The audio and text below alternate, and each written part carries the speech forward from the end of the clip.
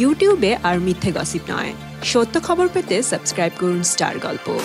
এখন সারেগামাপাতে নোবেল যেভাবে পারফর্ম করে আসছে তাতে তার জনপ্রিয়তা নিয়ে কোনো প্রশ্ন তোলা হবে বোকামি। প্রতিটি এপিসোডেই তিনি দমদার পারফর্ম করে জয় করে নিচ্ছেন বিচারক এবং দর্শকদের মন। আর এই সব কিছুই হচ্ছে তার অসাধারণ গায়কির জন্য। এখন ভাবুন তো, নোবেল যদি গান না গাইতো তাহলে তাকে কতজন চিনত, কিভাবে হতো এমন জনপ্রিয়? এইসব প্রশ্নের উত্তর নোবেলের কাছে জানতে চাইলে তিনি বলেন, সঙ্গীত শিল্পী হওয়াকেই জীবনের মূল লক্ষ্য হিসেবে খুঁজে পাই আমি। তবে সঙ্গীত শিল্পী না হলে হয়তো ট্রাভেলার হতাম। এদিকে আজকের এই অবস্থানে আসবে এটা কি কখনো ভেবেছিলেন নোবেল? নোবেলের মতে স্বপ্ন থাকতে হবে আকাশ ছোঁয়া। পরীক্ষায় 100 নম্বরের চিন্তা করলে তো 80 পাওয়াই যায়। তিনি আরও বলেন, হাইলাইটেড হওয়ার আগে আমি আর্টিস্ট ছিলাম না, বিষয়টা কিন্তু এমন না। আমিই ছিলাম, কিন্তু এখন অনেক মানুষের কাছে পৌঁছাতে পেরেছি। তবে মানুষের কাছে পৌঁছাতে পারার মানে কিন্তু শিল্পী হয়ে যাওয়া নয়। দেশের আনাচে কানাচে অনেক ট্যালেন্ট পড়ে আছে, যাদের সামনে আমি হয়তো খুবই ক্ষুদ্র।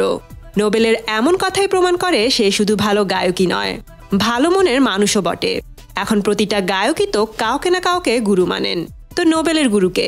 এ ব্যাপারে নোবেল বলেন, আমার গানের গুরু আমার বাবা। ছোটবেলায় বাড়িতে যখন বিদ্যুৎ চলে যেত, বাবা তখন আমাকে তার বুকের উপর শুয়ে গান শোনাতেন।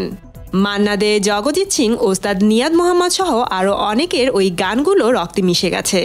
এদিকে নিজের ব্যক্তিগত জীবন নিয়ে নোবেল জানান, তিনি দ্বাদশ শ্রেণীর পর আর পড়াশোনা করেননি, সুতরাং বাবা মায়ের তাকে নিয়ে অনেক চিন্তা ছিল।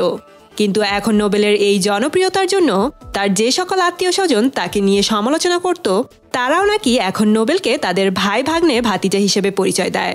আর এই ক্ষেত্রে নোবেলের সবথেকে গর্বের বিষয় হলো যখন তার বাবা মানুষকে বলতে পারেন, আমি নোবেলের বাবা। তো বন্ধুরা, নোবেলকে আপনাদের কাছে কেমন লাগে? কমেন্ট করে জানিয়ে দিন আপনাদের মতামত। ক্লিক করে দেখে নিন স্টার গল্পের তৈরি প্রথম মিউজিক ভিডিও। আর গানটি কেমন লাগলো জানাবেন কিন্তু, কারণ আপনাদের মতামত আমাদের উৎসাহ দিবে সামনে আরো ভালো কিছু উপহার দিতে।